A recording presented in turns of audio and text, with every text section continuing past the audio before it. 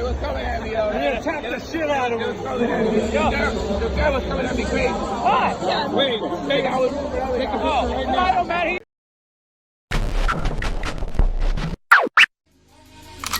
Maybach music. Can anybody out there hear me? Hear me? 'Cause I just wanna...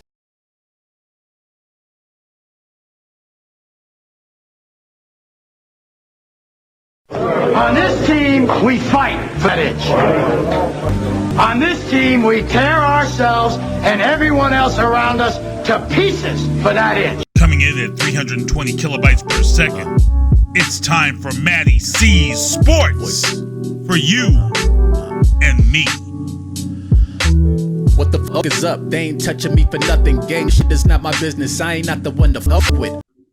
All right, everybody. Mattie C Sports on the East Coast, and my boy JoJo Skeletor Giannetti is on the West Coast with AKA. So how you doing on this? So this would be the afternoon for you, evening for me. How you doing, man? Yep. Doing good. Just ran a couple errands. Had to run to the store, get some stuff, get some food, get ready for the week. Just relaxing, you know. It's Sundays. We don't really do much around here. Just a little bit of light exercise, a little jog on the treadmill, but nothing crazy. It's gonna be another long week of training, so I gotta rest up. Not the bike though, right? The dreaded bike. No, that's Monday, Wednesday, Friday. Sunday, I stay far, far away from that thing. Oh man, I don't know if you even need MMA as a career, bro. You're like hardcore on the gaming scene too.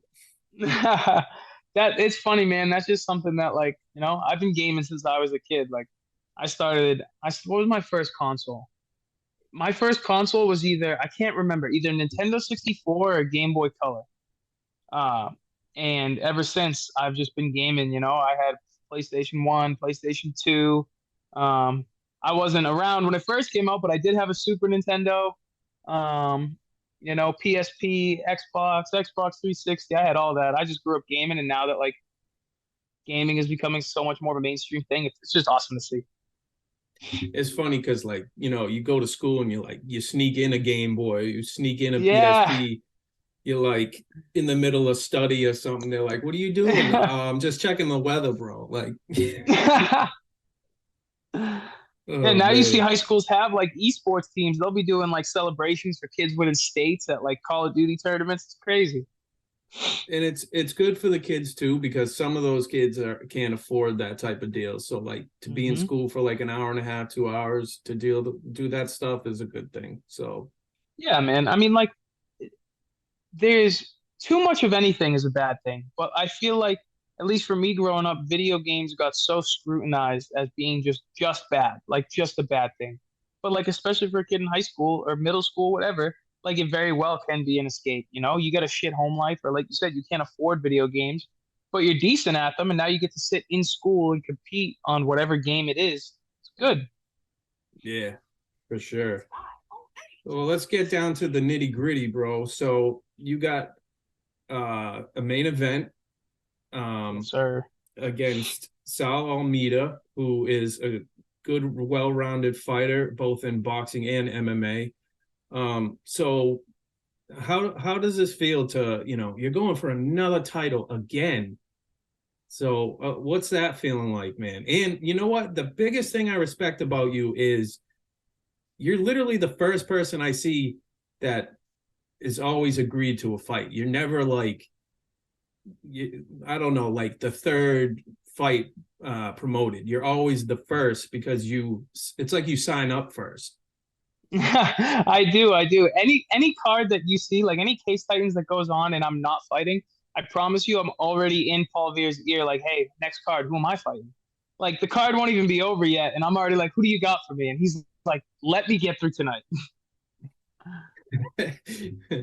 I know, and everybody's on the interview table is like, oh, who you got next, or did you hear? So somebody's always trolling like Twitter or Yeah. Instagram just for you, and then you call them out quick. And the good thing about you too is you're not like a personal attack. You're more like, all right, you want to bang, let's do it. I'm just a big believer in, like, if you're gonna call somebody out by name, like, I wish we could take that as you signing the contract, because I've had guys call me by name in the cage and then go missing, and like, and they'll double down and stick to this narrative that, like, I don't want to fight them or all this stuff, and it's like, you called me out by name, I said yes.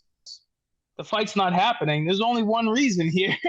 Like, it's you. You guys don't want to fight me. And then, people that don't like me and don't like that I'm winning get mad when I fight other guys. And it's like, I'll fight whoever you want. It's just a matter of they'll actually show up. I've had guys sign the contract and not make it to fight night. I've had guys call me out and just not sign the contract. I've had every combination, man. So, a guy saying he'll fight me on social media or even just signing the contract doesn't mean they're actually going to fight me. I don't believe it until they're actually in that cage with me. Yeah, the old sniffles deal. Oh, I got the sniffles. I can't fight you. Yeah, I got a thing that night.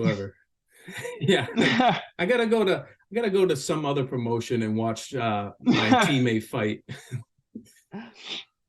Crazy, man. I've heard it all by now. I'm sure, man, and we've talked about it with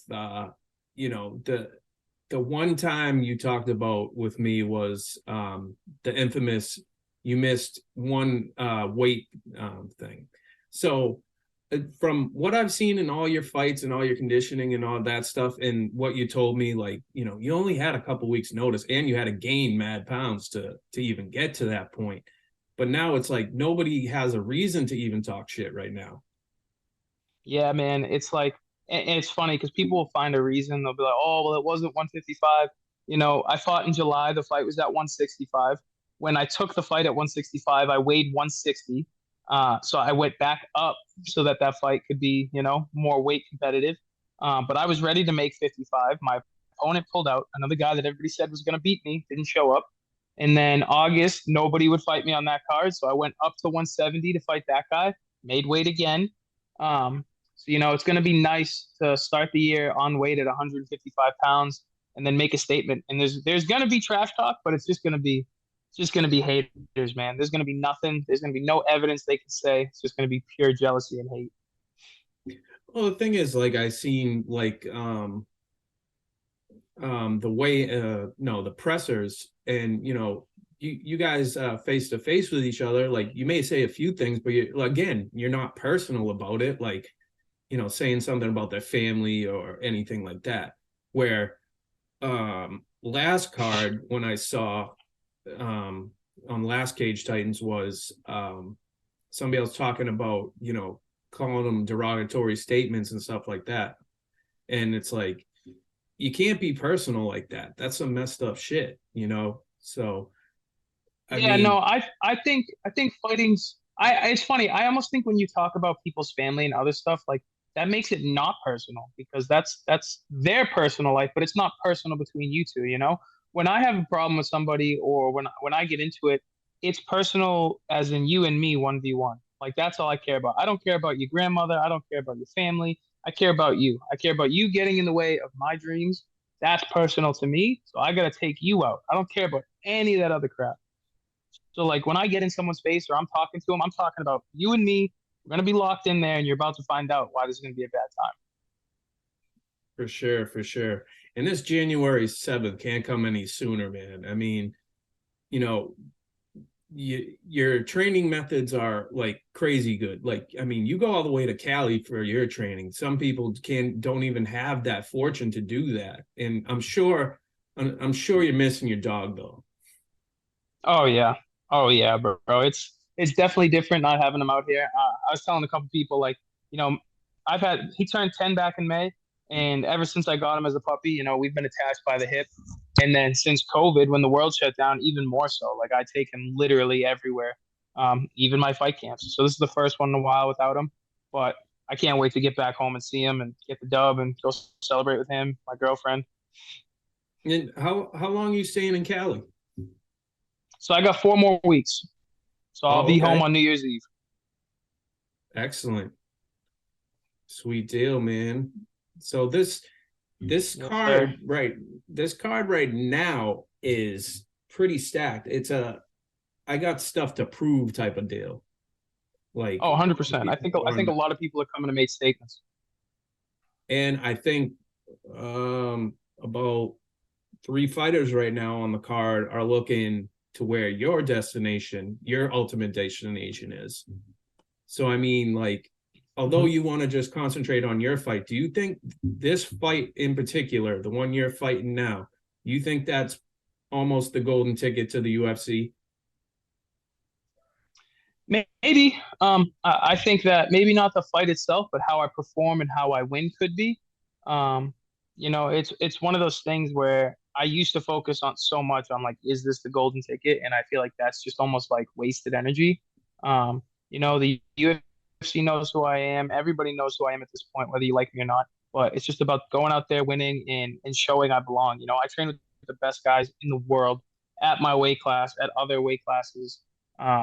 So I'm getting better every time I get out here, and you could see it in my fights, and just gonna keep getting better until the UFC says I'm good enough, and then I'm gonna keep getting better and whooping those dudes too.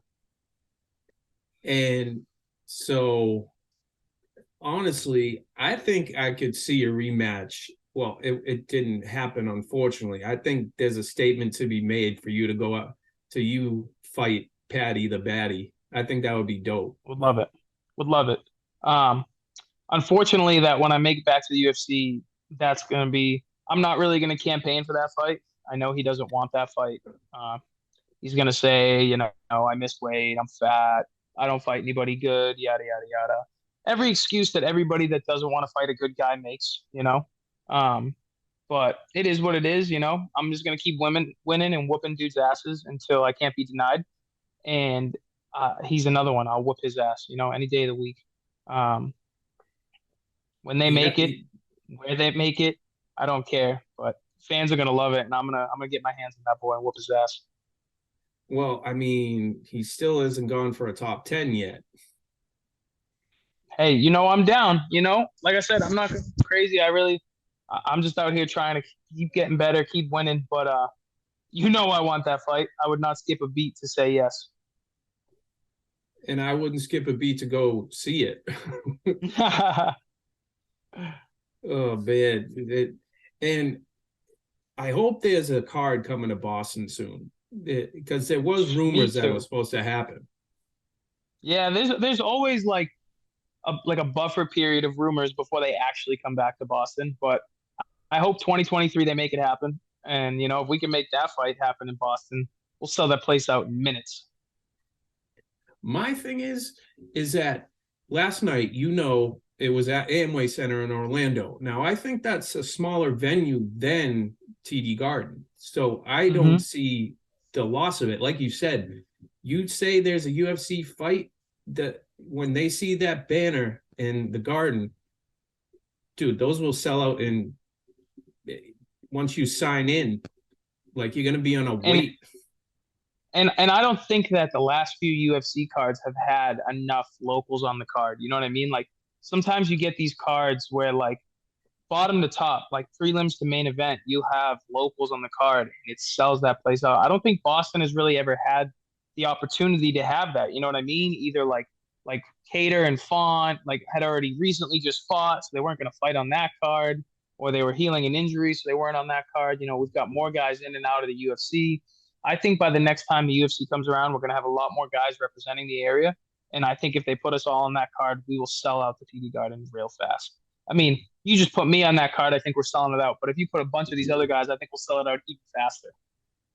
And that's the thing is like, and this is the best saying I've heard. It was from Mike Rodriguez, and it was New England just needs to ban as one, Connecticut, Rhode Island, wherever, and stick together and then blow this place out of proportion. In United States, the world, whatever. Because there's some tough dudes out here, and it's no joke. Yeah, so. I would say the biggest problem for that happening is like, I don't know if you've heard the expression of like crab in the bucket mentality. You throw the crabs in the bucket, you turn the water on, and they're all trying to climb their way out. They're pulling everybody else down. And that's what you see on the local scene a lot is guys trying to get to the top, but they're not just climbing to the top. They're trying to pull everybody else down.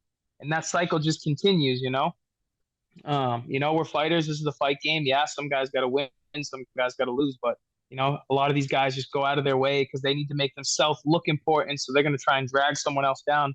Just fight, bro. If you're that good, if you're that much of a star, like you'll shine, you'll get your call, but you got to fight.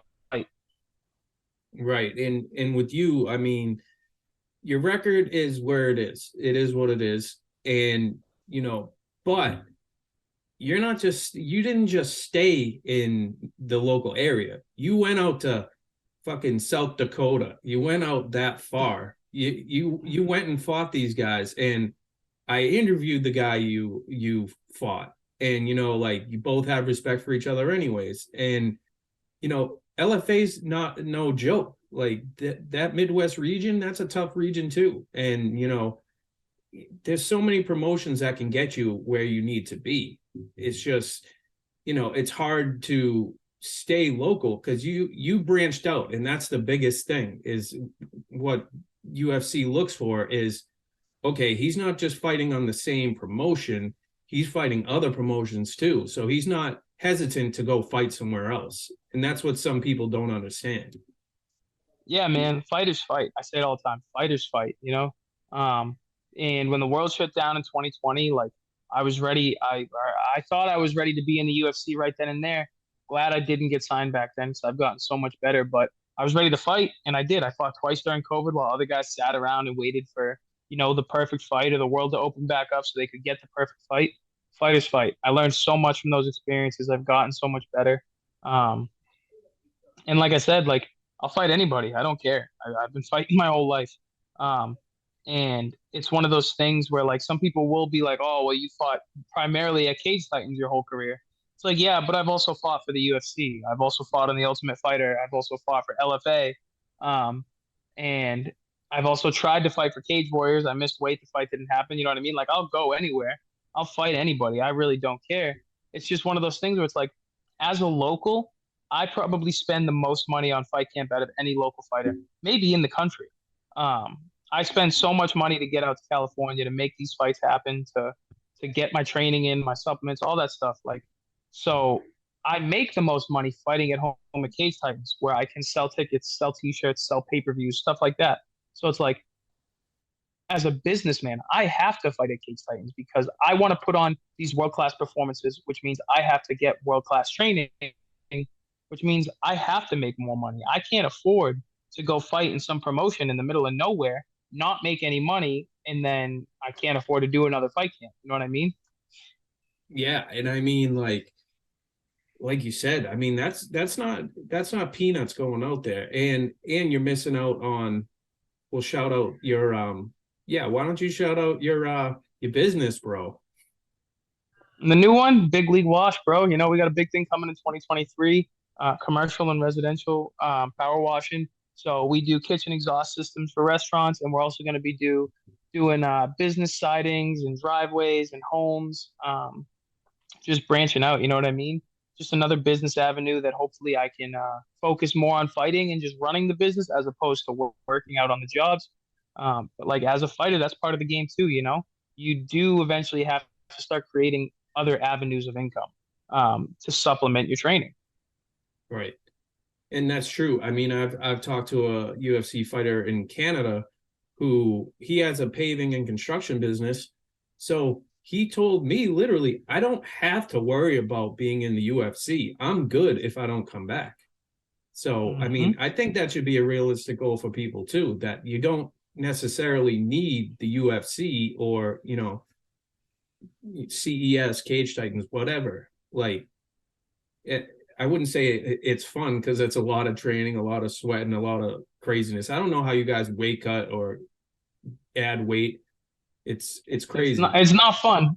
I was thinking you were just eating Five Guys to get that extra weight to gain weight, man, on that last fight. Kinda. Yeah. For the last one, it was fun, man. I'll tell you that much.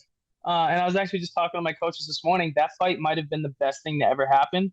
I think honestly, if I didn't take that fight, I don't think anybody would want to fight me right now. I don't think guys would even think about fighting me right now. You know, a guy like Saul Almeida. I think a lot of people watched that fight and were like, oh, maybe I see something that like I can expose and I can beat him. But like they don't realize the only reason I took that fight was because one, nobody would fight me at 55. Two, I wanted to enjoy the rest of my summer. Like it's hard to do when I'm Mhm. fighting at 155. You can't go to barbecues and stuff. And I knew, no disrespect to my last opponent, I just knew I was that much better. So like I could relax a little bit, you know? And I went on my family vacation 3 weeks before the fight. I was still working out and stuff. Wasn't like I was being a fat slob, but I was still able to go like to a barbecue and have a beer, have a burger, you know, have a rack of ribs, stuff like that, while working out, powerlifting and doing cardio and training and stuff. And I didn't have to spend all the money to come out to AKA for that fight. So I said after that fight, like I didn't feel my greatest, as nor should I have, because I didn't, you know, wasn't my greatest camp ever. But I did exactly what I had to do to get the job done. And I think that because I didn't look perfect, a lot of people were like, "Oh, I see something." But if you think that's who's showing up January 7th, you're dead wrong. It's not. I'm gonna look like a completely different fighter from that last fight. And that's the cool shit about it, bro. And you know, when you fought your last opponent, that was in August, and then you fought on the July card. So like, to it's incredible that you went from that weight to that weight very quickly, and just the way you did it and stuff. Like it was crazy. So I think of it on that side of it, and then I saw how good of a fight it was that you last had, but the when you fought Marcus, that was a good one too, you know. And it was funny when you were looking at your coach. Oh, should I do this? It was, you know, it's like can I tell everybody communication is key. And it was just one of those things where he wanted me to shove the head down and spin behind, but I knew that opening for the choke was there, and we talked about it afterwards, and he was like, "You weren't even close on the choke when you said it, right?" And I was like, "No," but I knew that I didn't want to like half go for it and like let him know that I was going for it. So like I didn't put my arms anywhere near his neck. I was just kind of like holding an overhook and like around. I was like around his head, but not like near his neck. And then I was like, "Oh, I have it," and he's like, "All right, go for it." And then I attacked it because I knew the opening was there. Um, but yeah, it was funny. It was even better that they got it on video. I didn't know that they caught that angle until afterwards. Oh, it's funny because they had the video, right? And then they had your walkout song, the song from Stranger Things. What's her name? Forget her name. The woman who sang the song, but it was funny because they combined that song with it, and I was just like, Yeah, I was like, yo, that's excellent. Good job, Nick Haler. Good job. Yeah, right, crushing it. So this one, I mean, do you feel any indifferent, or do you feel like you just have a solid game plan where like like you said, we're gonna see a whole different JoJo? I really do think I have a solid game plan. I really do think you guys are going to see like the best version of me. Um, and I really think that, you know, yet again, there's people sleeping on me. I think my opponent's sleeping on me. I don't know, man. I feel like my last four opponents have underestimated me. I truly feel like Saul is underestimating me. Um, and it fuels the fire and it makes the win that much more enjoyable. But yeah, I really think that this fight's gonna end, and my fans are gonna go, "Damn, that was impressive," and my haters are gonna go, "I'm not happy about this." I'm not. You know what's funny is, and I've noticed with your fights, is your true fans stay, and that's a loyal fan base you have, but the haters go home. Oh, Mm-hmm. it's 12 o'clock. I'm tired. I'm like, yo, you don't even know Mm-hmm. what tired is. I'm setting up at 3 o'clock, getting ready to see everybody. Like, you don't know tired. And that's such a good point too, because like the haters go home, like the haters are sitting there, right? And they go home, but they'll make sure to be in the comments section once the video gets posted of me winning. It's like, buddy, you were there. You could have watched it in person, but you'd rather just go home and hate from home because you can't bear to watch me win in person. And that's my thing. And I am biased for most part of it. And but if I know Joe Giannetti's fighting on the main card, I'm gonna go out and watch you fight, just like the other ones who are gonna be on this card.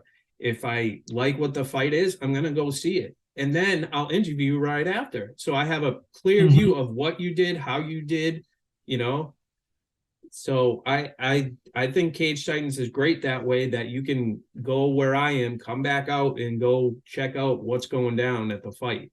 It's man. a media thing. I've said it for a while. Cage Titans is the best promotion in New England from top to bottom. Whether you're a fan, a fighter, a media member, or just a staff member for Cage Titans, and I've had experiences with other promotions across the world, across the country, the UFC. I've seen the ins and outs of all these promotions, and I can honestly say, granted, I'm biased because I fight for them. So I'm an open statement. I'm biased, but I truly believe they're the best organization in New England. Absolutely. And, I've met so many great people through that organization, through that promotion, and also other ones. But this one is the icing on the cake. Cage Titans has always been super nice to me. I got Igdalia, who's in with me interviewing all the time. I got Mike Paul Veer is always helping, and I get him mad because I text him. I go, hey, I'm gonna ask you, can I come back? And he goes, you don't have to keep texting me and let me know. I was like, bro, it's just etiquette to me. That's all it is, bro. For sure. No, everybody kills it. Caged in with Chris. He's back there.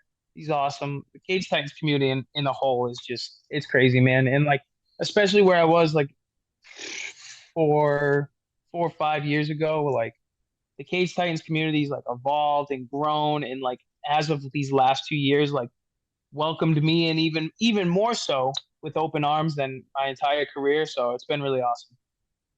And dude, I bet this is my 7th card since I started. The 7th card of Cage Titans. And it's always been great. And actually the poster I have now, it actually has you on it too. Nice. So I mean, it's good stuff, man. You meet cool people, and I always say what up to you, and seeing everybody, it's like you're a part of the family, Yeah, so. for sure. And that's why the way that Cage Titans promotes themselves, the hashtag We Are Cage Titans, you feel that, like I said, the same reason they're the best promotion from every angle. You feel that as a fighter, as a staff member, as a fan, and I've been all those things. I fought for Cage Titans, obviously. Nights that I'm not fighting, I help set up the cage, and then on fight night, I'm in the crowd. I've been a corner there. I've been every part of Cage Titans, and you truly feel this is a whole big thing. Oh yeah, and the fact of you with DeCarlo, I always give him shit. I'm like, yo, so because you sponsored Andrew Valdina, that means you get to interview with them first, and then I'm like, yo, that's nice. me and him just shoot he's a good kid, and we're on the same page with everything. We're all on the same page with everything. So shout out to you, Chris DeCarlo. I shout you out all the fucking time on my show, so let's get it going. Shout me out. Yeah, that's my guy. I'll just edit the words. Yeah, crop it out. So January 7th, we'll see you there. And you'll be fighting Saul Almeida, which is a good test for you as well. Is there any sponsors you want to shout out besides Big League Wash? Yeah, for sure. We got Very Good Construction, those guys, 2 Fight Bros, as always. We got Caged In with Chris, Pear Tree Property Services. I've said this in a couple interviews already. These sponsorships are the only reason that I, minus, everybody that buys tickets and t-shirts, but getting out here initially, these sponsorships are the only reason I'm able to do these fight camps out here. So I really do appreciate it. I love that they support me, and I love that I'm able to represent and support them. So if you guys need their services, hit them up, follow them on Facebook, follow them on Instagram, because, ticket sales, t-shirt sales, pay-per-views, sponsorships, that's what helps local MMA fighters. So if you're able to support somebody with one of those 4 things, go out there and do it. Nice, absolutely. So by the time I have this interview, it'll be Happy New Year. So Jojo Giannetti, that'll be 2023 for you, a whole fresh new slate in the year. So It's gonna be a big one. Anything else? Huh? It's gonna be a big one. I'm feeling it. Yeah, I think so, man. I think you're running and gunning, bro. 100%. All right, so everybody, this right here, Jojo Skeletor Gianetti, Saul Almeida, January 7th. It'll already happen, but follow him on everything, Facebook, Instagram, all that. I don't know if you have different handles for anyone. Giannetti MMA. I make it simple. 2 N's and 2 T's. My last name's a pain in the ass, but it's Giannetti MMA. You can find me every social media that you use. I'll be there. Give me a follow. Well, I'm on video games too. He's a destroyer on that too. We get after it. All right, everybody. Jojo Giannetti and Mattie C, and we'll see you all soon. Thanks for watching Mattie C's Sports for You and Me. Make sure to follow Mattie C on Matt Cameron23 on Twitter, Mattie C23 on Instagram, and subscribe to Mattie C's Sports for You and Me on YouTube. What the fuck is up? They ain't touching me for nothing. Gang shit is not my business. I ain't not the one to fuck with. I bring the flow with lyrical stamina, rapping a million miles. One point I'm an animal, then I'm a cannibal, taking my pick and I pounce. Bold and serious, cold amphibious track murderer. A cup I need by no one, so I got my back vertebra. The heat is up, extinguisher. I got the track burning up. Don't think to touch 6 feet's enough to get the match to combust. Diamond, strike it, ignite on any gift and surface solid. Callous symbols that come from.